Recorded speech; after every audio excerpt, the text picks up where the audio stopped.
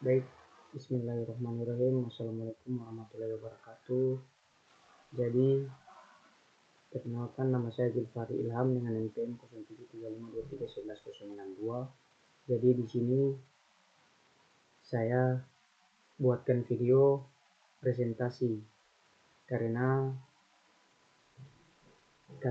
ini pertemuan tadi saya tidak hadir, maka dari itu saya buatkan video untuk presentasi.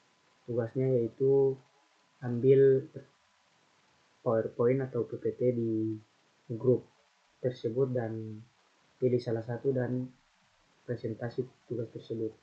Jadi di sini saya mengambil salah satu mahasiswa untuk PowerPoint-nya atau PPT-nya di grup. Jadi saya akan presentasi. Baik, di sini judul dari presentasi tersebut yaitu analisis pola warna buah apel untuk menentukan tingkat kematangan menggunakan pengolahan citra. Jadi di sini permasalahan yang ada di dalam artikel ini yaitu yang pertama penentuan kematangan manual, yang kedua subjektif dan bergantung pada pengalaman petani atau pengolah, menyebabkan kesalahan klasifikasi atau mentah versus matang. Yang kedua di sini yaitu proses destruktif dan lambat. Metode tradisional atau pemotongan atau penciuman merusak buah, tidak efisien untuk skala industri besar. Yang ketiga yaitu variasi visual sulit dideteksi. Jadi yang ketiga ini perubahan warna kulit apel hijau ke kuning atau merah dipengaruhi faktor lingkungan seperti kejayaan, varietas, dan kondisi penyimpanan sulit diukur akurat tanpa alat otomatis. Ya, jadi di sini manfaat yang didapat yaitu yang pertama, manfaat pertama otomatisasi non-destruktif, yaitu klasifikasi kematangan tanpa merusak buah, hemat waktu atau proses kira-kira kurang dari 1 detik atau gambar, dan biaya tenaga kerja hingga 70%. Manfaat yang kedua yaitu akurasi tinggi, artinya deteksi pola warna hingga 98% akurat, kurangi kesalahan subjektif dan limbah buah tidak matang atau overripe.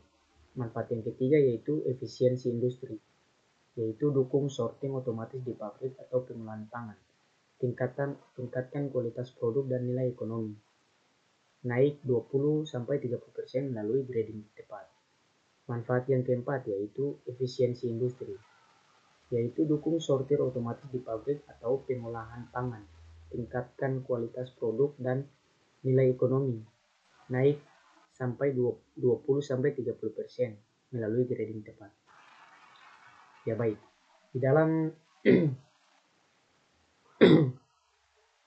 ya, jadi di sini ada metode dan algoritmanya, yaitu metode utama yaitu pengolahan citra digital dengan segmentasi ruang warna HCF atau hue saturation value untuk deteksi perubahan warna kulit apel.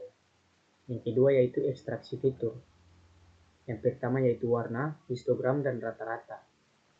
Yang kedua yaitu tekstur, gray level concurrence matrix atau GLCM. Untuk fitur seperti kontras, korelasi, homogenitas, dan energi. Jadi di sini yaitu algoritma klasifikasi. Yang pertama yaitu tradisional, K-nearest-neighbor atau dalam kurung KNN, atau Euclidean distance untuk ukur kemiripan fitur. Yang kedua yaitu machine learning, support vector machine atau SVM dengan kernel RDF akurasi 95%. Yang ketiga yaitu deep learning, convolutional neural network atau CNN seperti ResNet untuk pola kompleks, akurasi 98%. Baik, yang berikut yaitu input, proses, dan outputnya. Jadi di sini inputnya yang pertama yaitu citra digital apel segar, format JPG atau PNG, resolusi kira-kira 500 x 500 pixel. Yang kedua yaitu dataset 50-200 gambar, varietas Fuji atau Gala, termasuk label kematangan. dalam kurung mentah setengah matang, diambil via kamera atau sensor industri. Yang kedua yaitu prosesnya. Yang pertama, pre-processing. Jadi di sini resizing, konversi RGB ke HCF, noise removal atau aerosol atau daylighting. Yang kedua yaitu segmentasi atau ekstraksi. Meski HCF berdasarkan threshold. Yang ketiga yaitu klasifikasi. Input fitur ke KNN atau CVM dan CNN. Split data 70/70/30 untuk training testing. Jadi output yang didapat yaitu klasifikasi label kematangan, mentah atau hijau setengah atau kuning, matang atau merah dengan probabilitas atau akurasi 95-98%. Yang kedua yaitu hasil tambahan, presentasi pixel warna, metrik evaluasi, laporan visual, next gambar.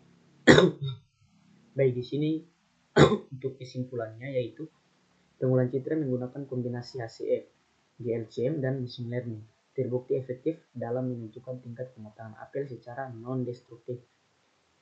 Metode ini mendukung efisiensi agrikultur modern, namun penelitian lanjutan diperlukan untuk mengatasi varietas dan kondisi pencahayaan.